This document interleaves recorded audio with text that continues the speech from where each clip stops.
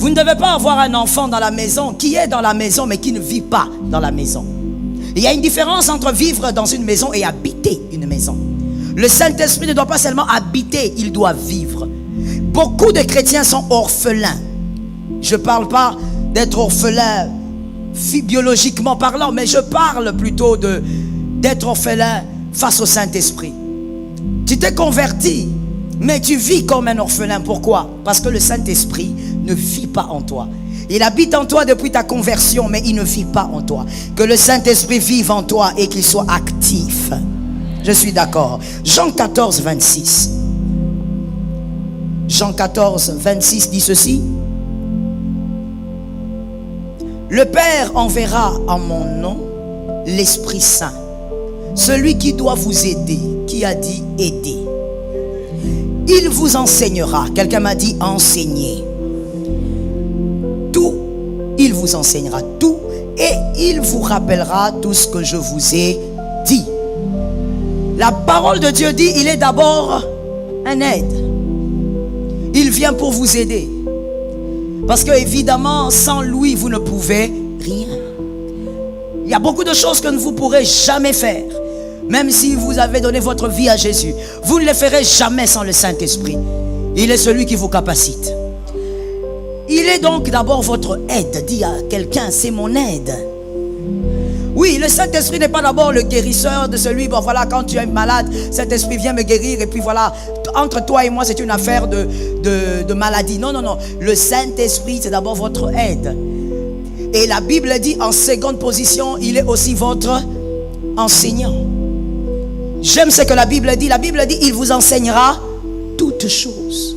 Que quelqu'un dise toutes choses. Est-ce que quelqu'un peut dire avec humilité toutes choses? C'est-à-dire tout, c'est tout, mon frère. Il vous enseignera toutes choses. Voilà pourquoi vous devez savoir qui il est exactement dans votre vie. C'est votre aide et c'est l'enseignant qui enseigne tout. C'est-à-dire donc, quelle est la place du Saint-Esprit? Le Saint-Esprit, c'est le centre de votre vie. Le Saint-Esprit, c'est celui qui fait tout. Le Saint-Esprit, c'est celui qui vous aide à réaliser certaines choses. Le Saint-Esprit devrait être donc le centre de votre vie. Le Saint-Esprit n'est pas une bouée de sauvetage que vous venez chercher parce que vos enfants sont malades. Qu'il guérisse mes enfants. Non. Le Saint-Esprit n'est pas une bouée que vous venez chercher parce que la malédiction de famille est en train de vous traumatiser et de vous mortifier. Le Saint-Esprit n'est pas une bouée que vous cherchez parce que vous sentez que non, ma vie n'est pas claire. Pourquoi je ne me marie pas? J'ai 45 ans. Le Saint-Esprit n'est pas une bouée. Le Saint-Esprit est un enseignant. Et il n'enseigne pas que comment prier, il enseigne tout. Est-ce que quelqu'un m'entend? J'aime ce que le Saint-Esprit est parce que c'est-à-dire, on va actualiser. Lorsqu'on dit qu'il enseigne tout, c'est-à-dire que c'est un professeur qui a tous les doctorats. Alright? Alright? C'est un professeur, un docteur, et il a tous les doctorats qui existent. Imaginables et non imaginables. Mais à quel moment est-ce que le Saint-Esprit ne t'enseigne que la guérison des malades? C'est quand toi tu l'appelles professeur en maladie. Alright? Quand tu l'appelles professeur en maladie, il se limite à t'enseigner la guérison. Non, mais pourquoi le Saint-Esprit avec moi il ne fait pas telle chose? Parce que pour toi il est professeur en fécondité. Il va se limiter à te donner l'enfant et c'est fini. C'est ce qu'il est pour toi. Mais en réalité, c'est un docteur et c'est un docteur en tout. Il peut tout enseigner. Je vais parler à quelqu'un qui n'a toujours pas compris. Parce que quand je dis tout enseigner, tu es peut-être très haut. Je vais t'amener encore bas. Le Saint-Esprit peut même t'enseigner à préparer. Oui. Moi, je l'ai déjà vécu. J'avais envie de manger quelque chose, mais je ne savais pas trop comment le préparer. J'ai dit, mais comment je dois préparer ça? Et puis, je dis, Saint-Esprit, enseigne-moi. Et il a dit, prends ça, fais ça. Fais ça. Oh oui mon frère, je t'assure. Correct, authentique. Et quand j'ai fini, j'ai préparé, j'ai mangé. Délicieux. Mon mari a mangé et il commence à me le demander tous les jours. Je dis non, non, non, pas tous les jours. Le Saint-Esprit, moi j'ai découvert, je ne sais pas pour toi il est vraiment qui, mais moi j'ai découvert by the grace of God qu'il peut tout enseigner. Même si tu ne sais pas coiffer, tu veux Saint-Esprit, apprends-moi à coiffer, il va t'apprendre. Le problème avec nous les chrétiens d'aujourd'hui, pourquoi nous ne vivons pas avec lui les choses les plus évidentes de la vie? C'est parce que pour nous, c'est le Dieu qui guérit, il fait marcher les paralytiques, il convertit les âmes et c'est fini. Il est bien au-delà de tout ça. On a dit, il vous enseignera. Que quelqu'un me dise tout. Excusez-moi, il y a mes frères qui sont debout, ça me dérange. Aidez-moi, prenez tout ça, amenez là-bas derrière, merci. Commencez par ceux qui sont devant, prenez tout ça, j'ai dit. Prenez tout ça. Venez, aidez-moi s'il vous plaît. Je suis mal à l'aise quand mes frères sont debout. Merci. Alors, il vous enseignera toutes choses. Tout là, c'est tout. Le Saint-Esprit peut t'enseigner la soumission. Le Saint-Esprit peut t'enseigner comment aimer ta femme. Le Saint-Esprit peut t'enseigner comment vivre un bon leadership. Oh yes. Il t'enseigne tout. Que quelqu'un dise à son frère, il peut tout enseigner. Et donc ça dépend de comment vous l'appelez. Je l'ai dit ici. Si pour vous, c'est un docteur en éducation familiale, bah oui, il va t'aider à éduquer tes enfants et il va s'arrêter là. Mais il peut aller bien au-delà. Au nom de Jésus, vis le Saint-Esprit qui enseigne toutes choses. Ça tombe sur une maison, ça tombe sur une famille. Aujourd'hui, plusieurs échecs de certains chrétiens que nous sommes, que ça soit au travail, que ça soit dans le mariage, que ça soit dans les affaires, certains échecs que nous avons vécus, c'est parce que nous avons intéressé un homme dans le rendez-vous du Saint-Esprit. Nous avons appelé un homme là où le Saint-Esprit devait être invité. On n'a pas compris, je veux réexpliquer. La plupart des échecs que nous vivons, nous, en tant que chrétiens, je ne parle pas des païens, certains échecs qui nous ont même amenés à avoir des remords pendant des années. D'autres même ont créé des blessures. Jusqu'à aujourd'hui, tu n'es même pas guéri de ces blessures. À cause de certains échecs. Mais le problème, c'était quoi? C'est que tu as invité un homme ou une femme là où tu devais inviter le Saint-Esprit. Il y a des rendez-vous qui sont l'exclusivité du Saint-Esprit.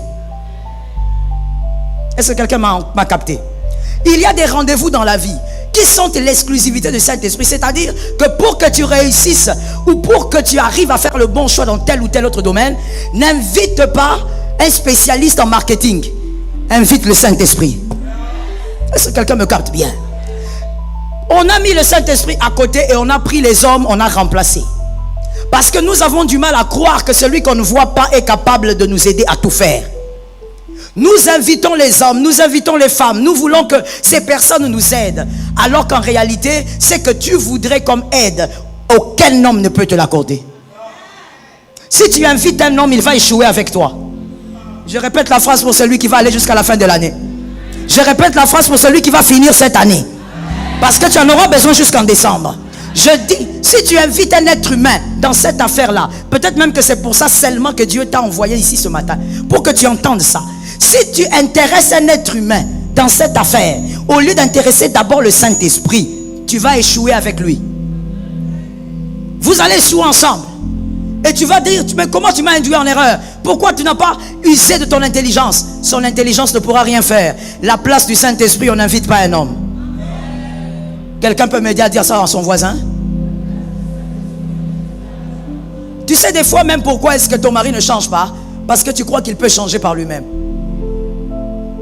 C'est pourquoi tu es même fatigué de prier pour lui. Voilà pourquoi ta femme ne change pas. Parce que certains changements, il faudrait que le Saint-Esprit intervienne. Mais en même temps, tellement que c'est un bon maître, c'est un bon leader, le Saint-Esprit ne vole pas, n'extirpe pas votre responsabilité. Le Saint-Esprit vous laisse rester responsable. Votre part, il vous laisse le faire. Il vous montre le chemin, mais il vous pousse à faire votre part. Mais tu ne dois pas oublier qu'avant de faire même ta part, tu dois écouter l'enseignant. Est-ce que quelqu'un m'entend correctement? Il faudrait que ce matin, tu entres dans un autre couloir. Dans un couloir où tu pourras évidemment échouer de temps en temps parce que tu es humain, tu es perfectible. Mais tu entres dans un couloir où tu vas entendre le leader. Tu vas entendre le Saint-Esprit. Quand je dis leader, je parle du Saint-Esprit. Où tu vas l'écouter à chaque pas de ta vie. Est-ce que quelqu'un m'entend? Est-ce que tu sais, et d'ailleurs ça c'est parmi les choses aussi, parmi les choses les plus importantes de la destinée, Même pour donner à ton enfant le nom, est-ce que tu sais que tu dois écouter le Saint-Esprit? Voilà pourquoi vous avez donné des noms à vos enfants qui n'ont rien à voir avec leur destinée. Rien à voir. Mais comme vous voulez donner des noms un peu, selon vous, hein, des noms mignons, tu prends ton enfant, tu lui donnes le nom de Chouchouna. Chouchouna, alors que cet enfant-là est venu dans ta famille comme un libérateur. Dieu a mis une onction sur sa tête pour qu'il brise certains liens de famille. Toi, tu l'appelles Chouchouna. Pourquoi? C'est mignon. Tu prends le nom de ta maman, tu colles ça à l'enfant. Alors que l'enfant a une autre destinée, rien à voir avec ta mère. Toi, tu dis, j'aime tellement maman, il faut que je donne le nom de maman. Mon frère, fais les choses avec le Saint-Esprit. C'est comme ça que vous verrez certains enfants à certain âge, ils changent de nom. Il dit, non, Dieu m'a révélé que je dois m'appeler Pierre. Ah! Dieu n'a pas révélé. Le problème, c'est que le nom qu'on lui a donné n'a rien à voir avec sa destinée. Consultez le Saint-Esprit. Oh, je vais même dire plus que ça. Laissez le Saint-Esprit vous enseigner. Acte 3, 1. Acte 3, verset 1. Il est écrit, un jour Pierre et Jean vont au temple pour la prière de 3 heures de l'après-midi. Je reprends cette écriture parce que je voudrais t'expliquer quelque chose que je vois là-bas. Un jour Pierre et Jean vont au temple pour la prière de 3 heures de l'après-midi. Que quelqu'un me dise la prière. Quelqu'un m'a dit avec autorité la prière. Quelqu'un l'a dit avec beaucoup de force la prière. Mon frère, ces hommes-là, c'était des hommes qui avaient vécu avec Jésus 3 ans et demi. Des personnes formées par Jésus lui-même, c'est-à-dire, en d'autres termes, formées par Dieu lui-même. Parce que Jésus était 100% Dieu. Formés par Dieu lui-même, ils ont vécu avec lui, ils ont vu des choses avec lui et ils ont été fidèles, Jean et Pierre. Mais ces personnes vont quand même au temple pour la prière. Ces personnes vont quand même au temple pour respecter les heures de prière. Si c'était toi et moi, on dirait, je n'ai même plus besoin d'aller là-bas. Moi, j'ai vécu avec lui-même. Je vais aller à l'église faire quoi? Il a l'onction sur ma tête. J'ai la clé. Moi, je vais aller prier en retraite. Je vais à Mangengue seul. Je vais me concentrer. Je n'ai plus rien à faire avec eux. Je ne peux pas me mélanger avec eux. Ces deux personnes ont compris que malgré tout, il fallait respecter les principes de la prière. Je dis à une personne, la prière est une puissance. Cet amen est pourri. Je dis, la prière est une puissance. La prière est une énergie. La prière est le carburant des enfants de Dieu. Quand quelqu'un n'aime pas la prière, oh, je vais te choquer et j'assume ce que je dis. Quand quelqu'un n'aime pas la prière, soit tu es magicien, soit tu es occulte, soit tu es dans des rites coutumiers, soit encore tu es ignorant. Un élu ne peut pas ne pas aimer la prière. Pourquoi? Parce que la prière est la seule chose qui te permet de te connecter avec l'invisible. Est-ce que quelqu'un m'entend très bien? Est-ce que quelqu'un me comprend bien? Lorsque le Saint-Esprit vit en toi, c'est bien. Mais la prière permet d'activer certains modes. Là, ça tombe sur celui qui a entendu là. La prière permet d'activer certains modes. Comme dans ton téléphone, il y a des modes que tu actives des fois quand tu en as besoin. La prière te permet d'activer. Voilà pourquoi il y a des choses que tu vois seulement chez les autres. Tu lis dans les livres et tu dis, oh, le réveil, oh, c'était puissant. Pourquoi moi je ne vis pas ça? Mais parce que tu n'aimes pas prier. Toi tu crois que la puissance se manifeste gratuitement. La puissance a un chemin. Je répète ça encore. La puissance a une voie. Voilà pourquoi tu as des enfants chez toi. Mais tes enfants, tout ce qu'ils font, c'est regarder les dessins animés, c'est regarder même des fois des films qui n'ont rien à faire avec leur âge et s'insulter entre eux, danser la musique païenne. Tes enfants dansent la musique païenne. Ils sont déjà dans le monde bien même, alors que toi, parent, tu pries. Alors que dans une autre maison à côté, les enfants de 5 ans parlent en langue. Dans une autre maison à côté, l'enfant de 8 ans dit, maman, je fais un rêve, regarde mon rêve. Le Seigneur est venu à parler à cet enfant. Toi, dans ta maison, il n'y a rien du tout. Pourquoi? Vous n'aimez pas la prière. La prière vous connecte au surnaturel. Ça tombe sur celui qui a entendu. La prière vous connecte au... C'est comme un téléphone déchargé. C'est ton téléphone. Qui a déjà eu un téléphone déchargé ici? Ok. Tout le reste, c'est toujours chargé. Vous êtes addict, hein? C'est extraordinaire, ça. Comment quelqu'un peut avoir un téléphone toujours chargé? C'est que tu es dépendant. J'espère que ce n'est pas une drogue pour toi. Par exemple, alors que tu l'as que dans ton téléphone et le téléphone est déchargé. Des moments désagréables. C'est là que tu vas devenir jaune. Ça veut dire que tu regardes ton téléphone, tu te fâches contre ton téléphone, mais ce n'est pas de sa faute.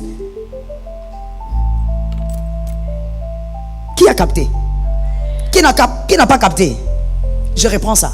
Tu te fâches contre le téléphone alors que ce n'est pas de la faute du téléphone. Le téléphone, lui, t'aide à faire ce que tu dois faire. Mais qui le charge? C'est à toi de prendre et de charger. Alors des fois, moi, pour vous peut-être pas, mais moi ça m'est arrivé trop de fois. Je suis là, je suis énervé contre mon téléphone. Je cherche, je dis mais pourquoi il n'y a même pas un peu de charge? Pourquoi il n'y a pas un peu? Parce que j'ai besoin de sortir mon billet. Parce que voilà, on a déjà commencé à appeler. C'est déjà l'embarquement. Et moi je suis en train de me tuer là à chercher mon billet. Et à un moment donné, tout ce que je cherche en ce moment-là, c'est quoi? Tu n'as pas bien répondu. Prise. La manière dont je vais chercher la prise. Comme c'était moi qui avais construit cet aéroport-là. Je commence à me plaindre. Mais pourquoi il n'y a pas de prise ici? Ça, c'est quel genre de pays?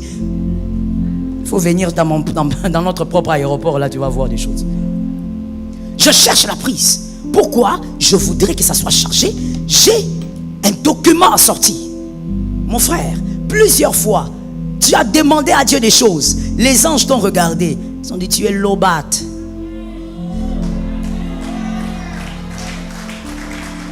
Tu entends mon fils Arish? Il faut avoir la connaissance, sinon tu vas commencer à crier alors que ça ne produira rien. Il faut avoir la connaissance. Tu es en train de dire à Dieu, Seigneur, ça fait 15 ans, le même sujet, tu pries pour ça comment? Le problème c'est que le Saint-Esprit ne voudrait pas que tu t'agrippes à un seul sujet pendant 15 ans. Il voudrait que tu te connectes à la prière. Tu es lobat, comment tu veux que le Saint-Esprit t'exauce? Comment tu veux que Dieu te donne? Tu n'as pas de charge. Les informations ne pourront pas passer, ne seront pas visibles. Aime la prière. Nous sommes dans un siècle où les gens préfèrent faire autre chose que de prier. Voilà pourquoi les chrétiens, vous êtes faibles. Voilà pourquoi la nuit, un mari de nuit va venir facilement. Il vient chez toi, il te touche toute la nuit et tu te réveilles, mademoiselle ou madame. Voilà, tu viens d'être avec un mari de nuit alors que tu es enfant de Dieu. Toi, comment tu peux avoir un mari de nuit? Ton mari ne comprend pas pourquoi tu n'aimes pas le lit. Mais si tu n'aimes pas le lit, c'est parce que tu es satisfaite dans tes rêves par un démon. Tu es là, monsieur. Tu dis non, moi je ne pêche pas, moi je ne fais pas ceci, moi je ne fais pas cela. Mais il y a une femme de nuit qui vient toutes les nuits. Tu te réveilles le matin, catastrophe. Et tu es toujours en train de dire, Jésus, sauve-moi. Il t'a déjà sauvé. Jésus, délivre-moi. Il t'a déjà délivré. Tu es lobat. Tu n'as pas de charge, tu ne pries pas. Voilà pourquoi certaines choses t'atteignent. Celui qui prie, aucun mari de nuit ne peut s'approcher de sa maison. Ça tombe sur la maison de celui qui a entendu quelque chose. Celui qui aime la prière, mon frère, tu pries avant de dormir. À minuit, tu te réveilles. Tu mets un bon réveil là. Un bon réveil. Tu te réveilles avec détermination. Tu commences à prier. Tu allumes le feu. Mon frère, il n'y a aucun voleur de je ne sais pas quoi qui viendra dans ton rêve te voler quelque chose. Parce qu'il y a le feu. Le serpent a peur du feu. Peu importe sa taille, il a peur du feu. Voilà pourquoi il est dit aussi de Dieu, il est aussi un feu dévorant. Il dévore là où il passe. Lorsqu'il touche à un élu, l'élu est embrasé. Mais s'il touche au serpent, le serpent est brûlé. Ça tombe sur une maison. Que quelqu'un m'a dit, ma maison reçoit ça. Écoute-moi, c'est certaines choses, je tiens à te le dire par rapport à la prière. Celui qui prie a déjà la tête de Goliath. C'est sûr que tu vas témoigner, parce que la tête de Goliath, c'est le témoignage. Celui qui prie n'a pas peur des années qui passent. Il sait qu'il finira par témoigner. Une personne qui prie, c'est une personne qui finira par relever les défis de sa destinée. Vous savez, il y a des choses pour lesquelles vous venez voir les pasteurs. Écoutez, moi je ne suis pas contre le fait que le pasteur doit faire son travail, être un berger ou une bonne bergère, suivre les brebis. Mais écoutez, on n'est pas appelé à faire de vous des personnes addictes au pasteur. C'est pas ça notre travail. Alors je sais que dans la société en général, c'est ce qu'on fait de vous. Mais en tout cas, permets-moi de dire pour ici, parce que je ne suis pas le porte-parole des pasteurs. En tout cas pour ici, je ne suis pas là pour faire de toi une personne addicte à ma personne. Non, tu dois être capable de prier. Quand ça bloque, tu me cherches. Donne-moi 3 amens. Surtout vous les jeunes, là, il faut me donner les amens. Il ne faut pas faire semblant ici. Vous ne devez pas être addict aux hommes de Dieu.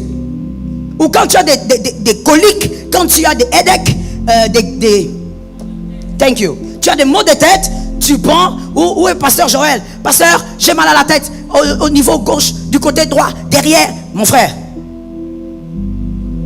il est écrit, par ses meurtrissures, il est écrit, le pasteur est guéri ou vous êtes guéri? Pourquoi je ne vous entends pas? Vous êtes guéri, oui ou non? Alors soyez guéri. Tu peux même regarder ton fils qui tombe tout le temps malade et tu en as marre. Tu regardes l'enfant, tu dis ok, trop c'est trop, mets-toi là maintenant. Tu imposes la main et tu déclares la parole de Dieu. Tu dis reçois la guérison.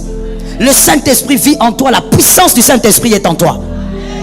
Donc écoutez, il ne faut pas croire que nous sommes là toujours pour, dès qu'il y a un petit problème, tu cherches le numéro. Arrête de chercher le numéro, cherche plutôt la connexion avec le Saint-Esprit. Oh, je dis la connexion avec le Saint-Esprit. Je voudrais avoir des hommes de prière, des femmes de prière, des personnes quand ils commencent à carburer en prière, vous oubliez même qu'il avait commencé. Tu dois aimer la prière.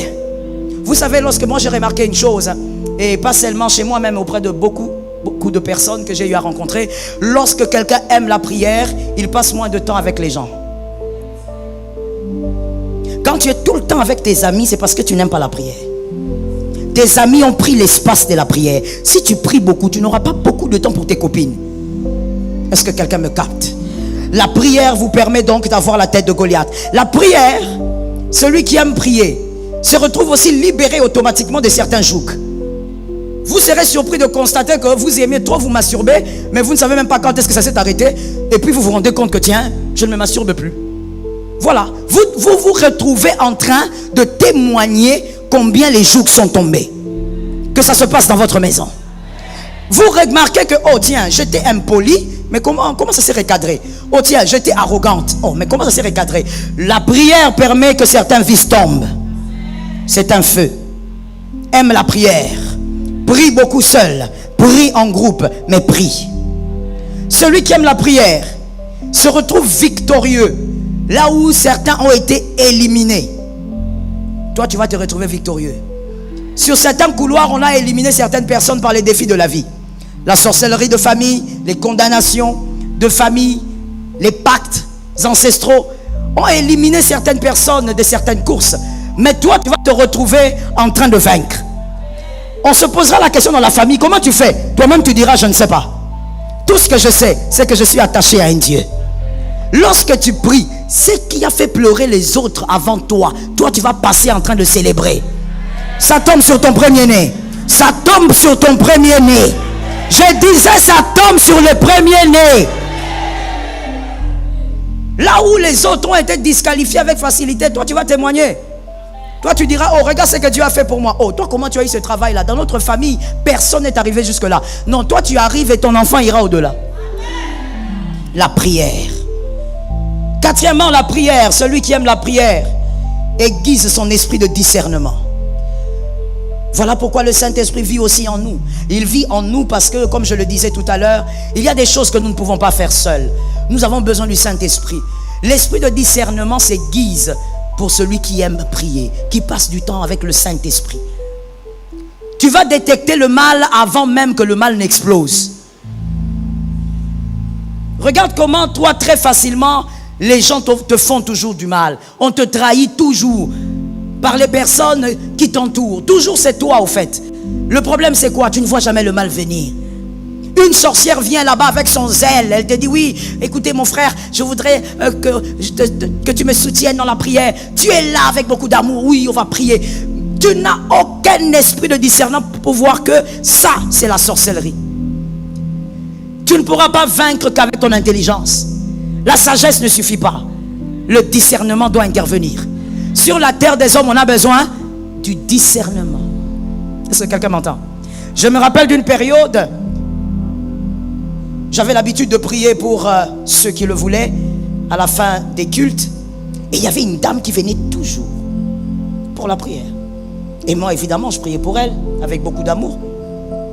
Un jour, le Seigneur m'a dit, pendant le culte, il me montre cette femme. Il me dit, tu la vois, regarde ce qu'il y a en elle.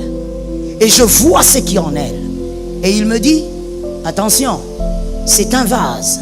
C'est-à-dire que lorsqu'elle vient chez les hommes de Dieu, elle aime toujours aller dans les églises. Elle quitte d'église en église. Voilà pourquoi quand quelqu'un aime trop changer d'église, cette personne est aussi dangereuse.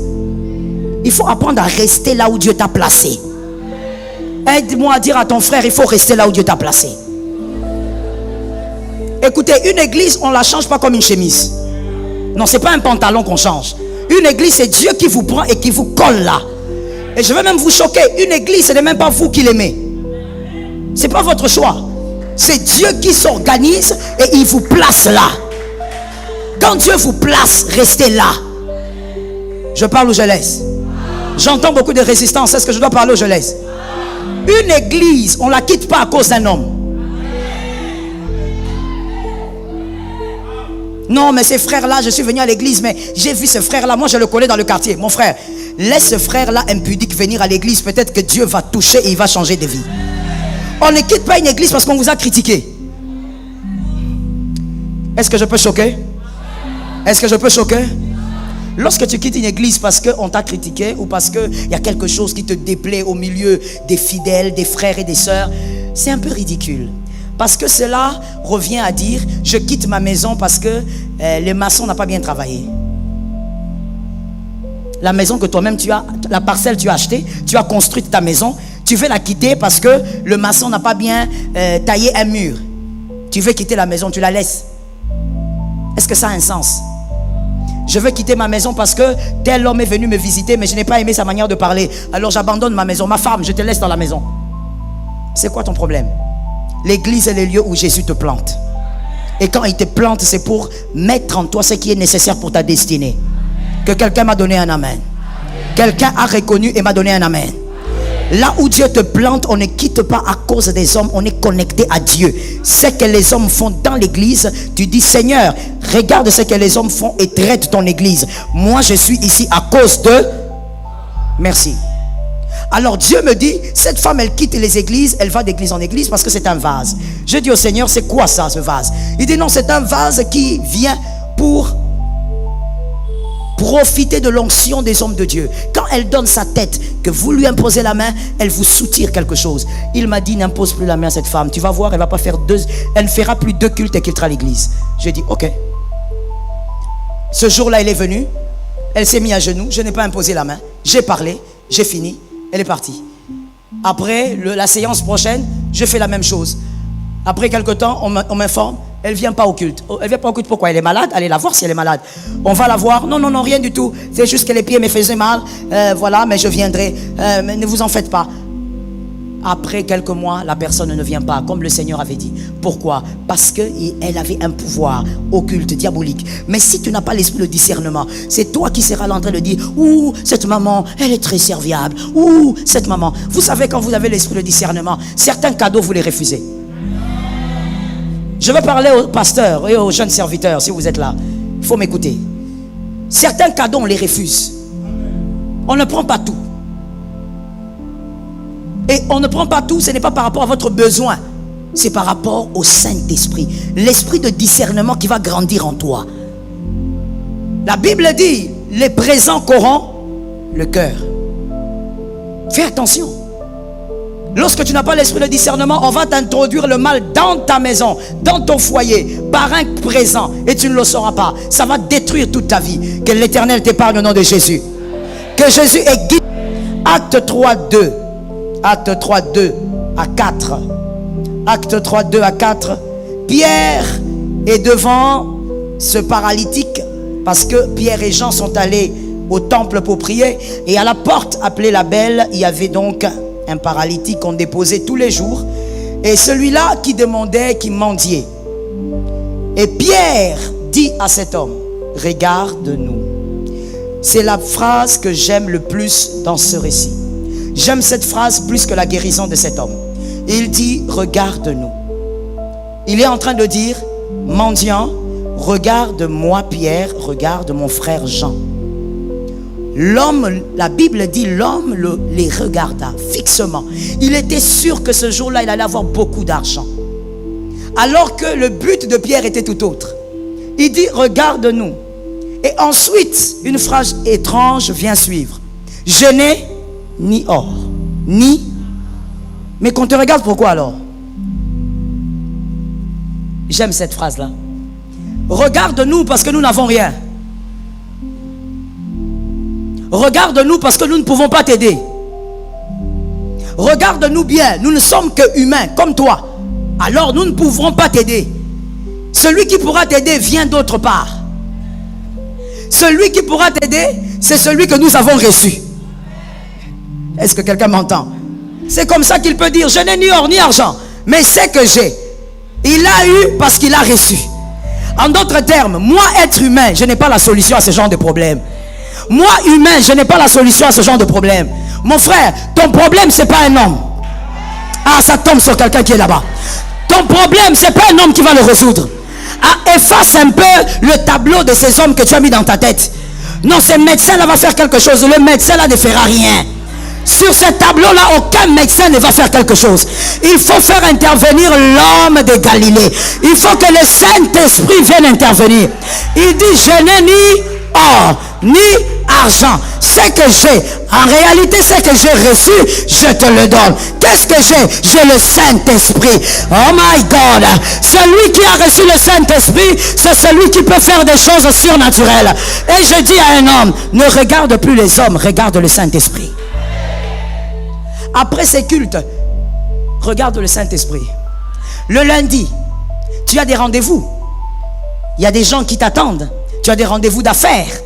Ne regarde pas cet homme que tu vas rencontrer. Le Saint-Esprit. Si tu mets ton espoir ou ton espérance en cet homme-là que tu vas rencontrer au bureau, ce n'est pas une prophétie, hein? C'est juste une évidence. Tu vas échouer. Tu n'es pas un païen. Toi, tu es enfant de Dieu. Comme tu es enfant de Dieu, tu vas fonctionner selon les principes du Saint-Esprit. Si tu regardes à un homme, la Bible dit, maudit soit celui. Oui, il y a des gens qui n'ont pas compris, qui ont dit, oh, ça veut dire que même quand on se confie auprès d'un pasteur, c'est mauvais. La Bible a dit maudit. Non, il faut lire dans plusieurs versions et comprendre aussi le texte original. La Bible est en train de dire simplement, maudit soit celui qui met sa confiance. Toute sa confiance, il met en l'homme. Si tu mets ta confiance en l'homme, l'homme te décevra. Pierre et Jean sont en train de dire, nous sommes comme toi. Regarde-nous bien. Regarde-nous. Tu nous as vus. Nous sommes comme toi. On ne peut rien faire. Mais il y a quelqu'un qui peut faire. Et lorsqu'ils ont donné l'ordre, lève-toi et marche, il s'est levé. Il ne s'est pas levé parce que Pierre avait parlé. Il ne s'est pas levé parce que Jean était là. Il s'est levé parce que Pierre avait donné. Qu'est-ce que Pierre avait donné? La puissance du Saint-Esprit que lui-même avait reçue. Cette affaire doit changer. Je parle du problème qui te tourmente là. Voilà. Cette affaire-là doit changer. Il y a une solution. Mais la solution commence d'abord par arrêter de croire que c'est un être humain qui pourra t'aider. Aucun être humain ne pourra t'aider. Pour ce problème-là, invoque le Saint-Esprit. J'aime ta foi. Je voudrais que quelqu'un m'entende bien parce que je suis sur le point de finir. Écoute-moi très bien. La situation que tu vis, la situation compliquée, difficile, elle dépend du Saint-Esprit. Elle ne dépend pas de tes connaissances.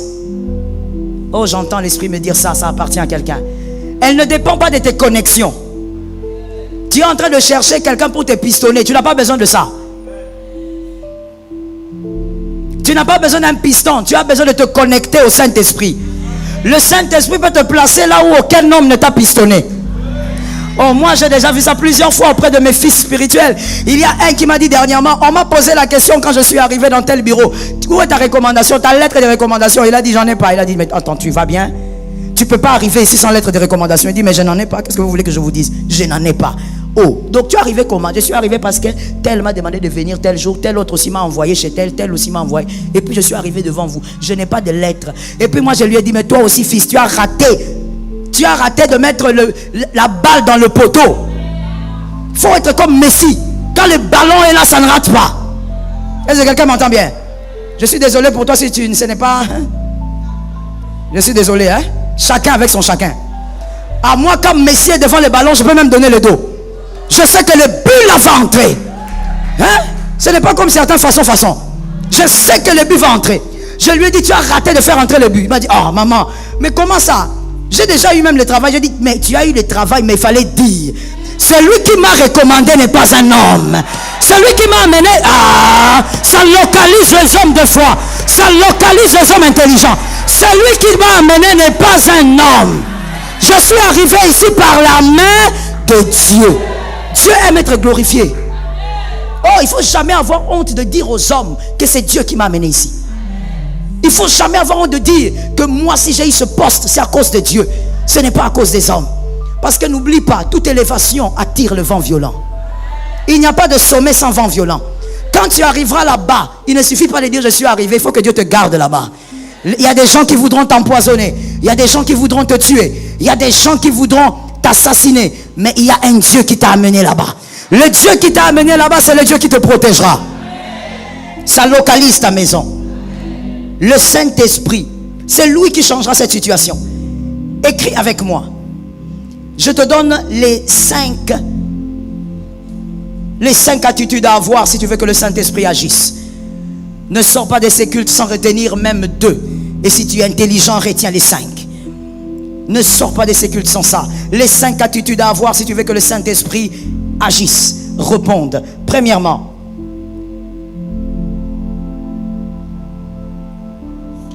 la première attitude à avoir, tu dois lui parler de la situation avec confiance. Hébreux 11:6. Parle-lui de la situation avec confiance. Hébreux 11:6. La foi. Il est impossible de lui être agréable sans la foi. Quand tu parles au Saint-Esprit, ne lui parle pas comme quelqu'un qui ne croit pas trop que ça va marcher. Non. Confiance au Saint-Esprit. Tu sais que ça va marcher. Une demande mal formulée produit le désintéressement. Retiens ça pour ta vie.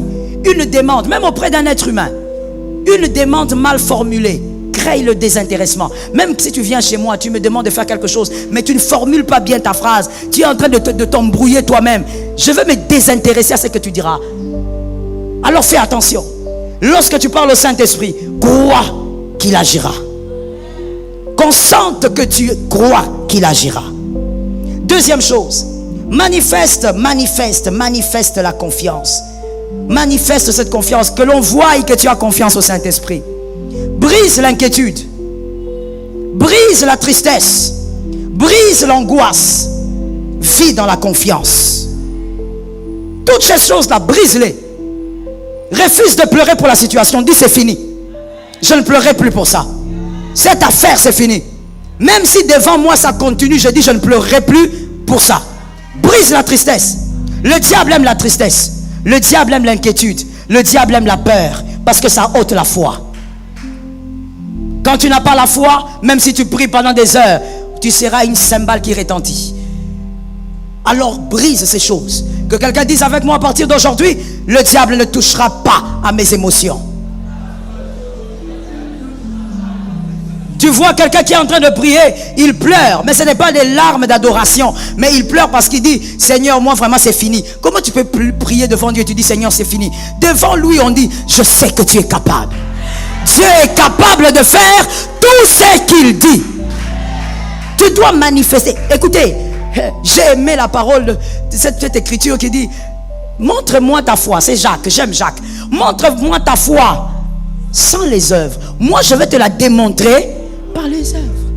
Arrête de dire je crois. On doit voir que tu crois. On doit voir que tu sais que Dieu est là. Tes enfants doivent sentir que tu crois que Dieu agira. Ton attitude. Tu ne peux pas prier puis tu viens auprès des enfants, tu es triste, tu pleures, voilà, je ne sais pas ce qui va arriver demain. Mon frère, ne pas savoir ce qui va arriver demain n'est pas le problème. L'essentiel c'est de savoir qui tient le lendemain. Ça tombe sur celui qui a entendu. Mais oui, même moi là, nous tous, écoutez, on n'a pas besoin de savoir ce qui va arriver demain. Il y a beaucoup de choses qu'on ne sait pas. Et tant mieux, parce qu'il y a quelqu'un de plus grand que nous qui tient notre lendemain.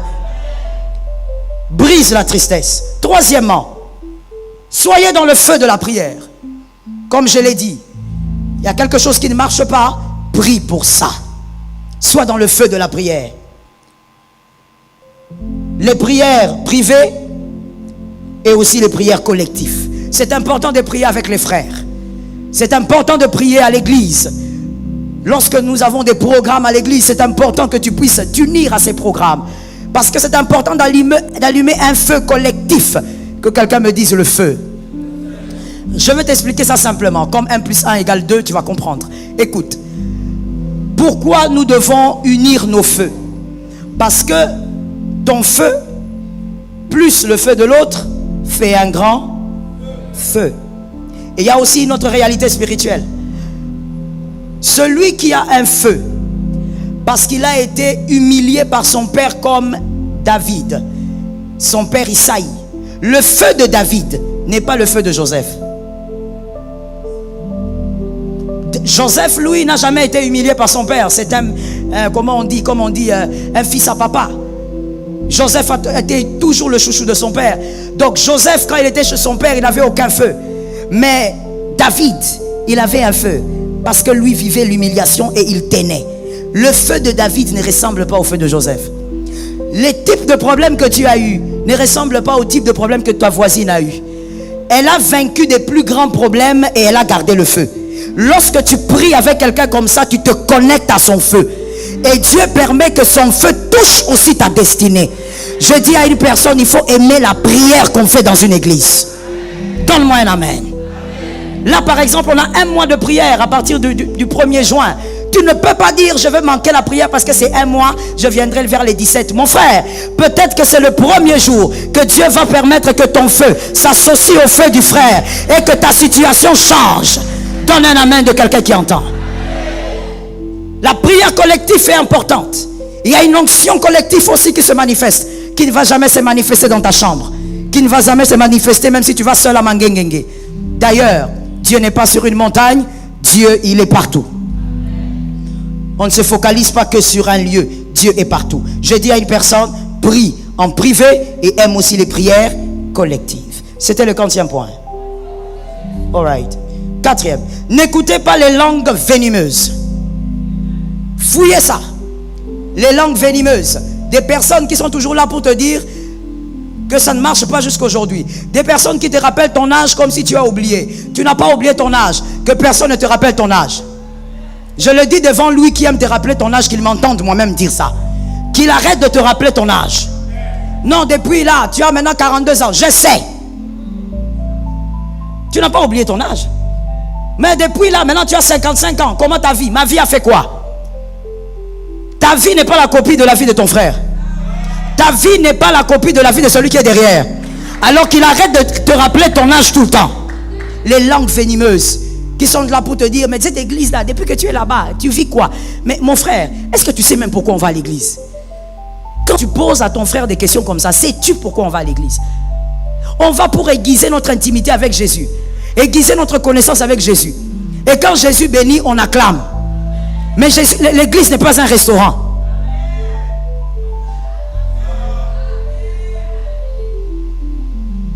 L'église locale n'est pas un restaurant. Là où tu vas et quand tu sors, on te demande, tu as mangé quoi? Dieu a fait quoi dans ta vie? Ce n'est pas un restaurant. Jésus n'est pas notre serveur. L'église est le lieu où nous grandissons au milieu des frères. Et c'est la volonté de Dieu. Donc il faut arrêter avec ces langues venimeuses. Fouille-les. D'ailleurs, je vais mieux le dire, ne les fouille pas. Chasse-les. Parce que quand tu les fouilles, c'est comme si tu as peur d'eux. Tu n'as pas peur d'eux? Dis-leur, à partir d'aujourd'hui, toi et moi, on va se voir quel week-end. Oh, pourquoi? Pourquoi? Parce que tu as une langue venimeuse. Tu me dis des choses qui tuent ma foi. Quand toi tu viens me parler, tu viens toujours me rappeler combien je n'évolue pas, combien mon mari n'est pas bien, combien ma femme n'est pas bien, combien je ne mets pas au monde. Toi quand tu viens, tu m'amènes dans la tristesse, tu me remplis d'angoisse. Je veux te voir seulement une fois par mois. Est-ce que quelqu'un m'entend bien? Il faut être libre, mon frère, de dire à une personne ce que vous pensez avec politesse et respect. Mais il faut le dire. Je dis à quelqu'un, ne sois pas hypocrite. Je sens que là-bas ça va chauffer. Je répète, ne sois pas hypocrite. Les hypocrites, ne sois pas hypocrite. Sois capable de regarder quelqu'un dans les yeux et dis-lui, tu sais mon frère, depuis que je te connais, en réalité, tu ne m'as pas beaucoup aidé. Hein? Ce n'est pas une question financière, mais même me donner le courage dans ce que j'ai fait, tu fais rien. Tu es seulement là en train de me rappeler combien de fois j'ai échoué et combien de fois, combien ma famille. Vous savez, il y a des gens comme ça qui vous rappellent combien votre famille ne vous soutient pas. Mais monsieur, mademoiselle, madame, toi aussi, comment peux-tu laisser un intrus t'expliquer ou t'enseigner sur ta propre famille? Oh non, toi comme tu es comme ça, vraiment les niveaux de tes frères, comment on ne s'occupe pas de toi avec tout l'argent que ta grande sœur a? Ça te concerne. Hein? Comment tu peux laisser quelqu'un d'autre t'enseigner sur ta mère? Oh, ta maman, avec les niveaux de connaissances qu'elle a, elle devait t'envoyer en Europe. Personne ne connaît ta famille mieux que toi. Dis à cette langue de vipère. Même Jésus avait dit race. Dis à cette personne, tu es une race de vipères. Et tu sais ce qu'elle va dire? Elle va dire, tu as dit quoi? Répète-lui ça, toi. Tu es une race de vipères. Quand tu es à côté de moi, je n'ai pas la foi. Quand tu es à côté de moi, même la prière que j'avais décidé de commencer, tu me décourages. Alors s'il te plaît, je veux te voir seulement à Noël. Est-ce que regarde ton exemple? Seulement à Noël. Fais aussi attention, je suis toujours dans le 4. Fais aussi attention, n'approche pas les fleurs vénéneuses. Il y a aussi des fleurs vénéneuses. Très belles fleurs, mais vénéneuses. Quand tu regardes la personne, l'apparence comme ça, tu sens qu'avec cette personne ici, vraiment, tu vas apprendre des choses. Alors que c'est une fleur vénéneuse, elle va te détruire. C'est une personne qui va te montrer d'autres voies que la voie de Jésus. C'est une personne qui va te dire, écoute, dans la vie, mon Dieu, j'ai entendu une femme dire ça, c'était en confessant en fait. Elle disait à sa copine dans le temps, tu sais, même les pasteurs nous enseignent, dans la vie, il faut savoir arracher. Il faut arracher. Tu arraches. Tu arraches. Quelqu'un a compris, hein? Les hommes intelligents ont compris. Il faut arracher. Il faut être violente. Là, elle dit à sa copine, et c'est elle qui est venue se faire confesser chez moi des années plus tard. Il faut arracher. Il ne faut pas attendre. Et puis, il faut être comme Esther. Si Vashti n'est pas là, viens t'asseoir. Tu vois la femme là du voisin là qui sort toujours faire les jogging en culotte. Vous aussi les hommes mariés. Faites votre jogging avec votre pantalon s'il vous plaît. Vous nous compliquez la situation. Le voisin là qui sort avec sa culotte qui fait le jogging. Tu as vu? Sa femme c'est Vashti. Toi tu es Esther. Mon Dieu, je ne savais pas qu'à l'église on créait aussi des évangélistes de ces gens là. Elle a évangélisé en ordre et en désordre sa copine. Sa copine a dit oui, c'est vrai. Moi c'est Esther. Elle c'est Vashti. Je vais aller prendre mon mari. Elle a usé de toutes les techniques diaboliques. Et elle est sortie avec l'homme d'autrui. Et cet homme a pris cette fille comme deuxième femme. Et la copine maintenant, des années plus tard, elle vient se repentir dans mon bureau. Moi je dis maintenant ta copine là elle est où? Non, elle est toujours mariée. Je dis maintenant tu vas faire quoi? Parce que tu l'as induise en erreur. Elle vit dans le péché. Elle a détruit le mariage de quelqu'un. La femme là a pleuré. Mon frère, écoute-moi bien. Reste dans l'équilibre et reste dans la vérité. Est-ce que quelqu'un m'a bien entendu? Il y a des personnes, soi-disant vos amis, mais qui vous entraînent vers un chemin obscur. Reste dans la vérité. Et je dis à une âme, fils et fille de Dieu, à un certain moment, à un certain degré, il y a un psychologue qui dit qu'à un certain degré, tout le monde est influençable. Mais moi je viens maintenant te dire, je suis d'accord avec lui et je te dis, même à ce degré-là, fais attention. Il ne faut pas être trop influençable. On t'amène à gauche par des copines, on t'amène à droite. Sois toi. Garde ton identité et reste dans la parole. 5e et dernière chose, donne des semences jusqu'à l'accomplissement. Ça localise un frère. Donne des semences jusqu'à l'accomplissement. Ne sois pas comme Anne. Anne a perdu le temps. Elle a retardé Samuel. Parce que tous les jours elle allait au temple, mais elle ne donnait pas la sémence qu'il fallait. Le jour qu'elle a donné la sémence qu'il fallait, elle a dit, mon fils deviendra le tien. Anne a eu son enfant. Ne te mets pas en retard. Je dis à quelqu'un d'autre, ne mets pas non plus Dieu en retard. Comme Abraham. Vous voulez l'écriture? Ok. Pour Anne, prenez 1 Samuel 1, 11 à 12. 1 Samuel 1, 11 à 12. Pour Abraham, prenez Genèse 18, 6 à 15. Genèse 18, 6 à 15. Abraham a mis en retard la précision de sa visitation. Pourquoi? Il écoutait Dieu, mais il ne donnait pas de sémence. Le jour qu'il a donné la semence, Dieu a précisé. Au nom de Jésus de Nazareth, écoute ce secret, un grand secret et un secret très puissant. Donne la semence jusqu'au jour où tu donneras l'action de grâce. Qui a entendu ce que j'ai dit? Il y a des gens qui ont écouté mais n'ont pas entendu. Je reprends. Donne la semence jusqu'au jour où tu donneras l'action de grâce. Quand on donne l'action de grâce, c'est pour dire j'ai reçu, mon témoignage est là. Donne la semence jusqu'à l'accomplissement. Ne sois pas comme Abraham. Abraham, il entend Dieu, il ne donne pas. Le temps passe, les années passent. Le jour où il donne, Dieu lui donne la précision. L'année prochaine, à la même époque, tu porteras le bébé. Je dis à quelqu'un, quand tu as des défis qui te dépassent, tu ne comprends rien, donne la semence jusqu'au témoignage.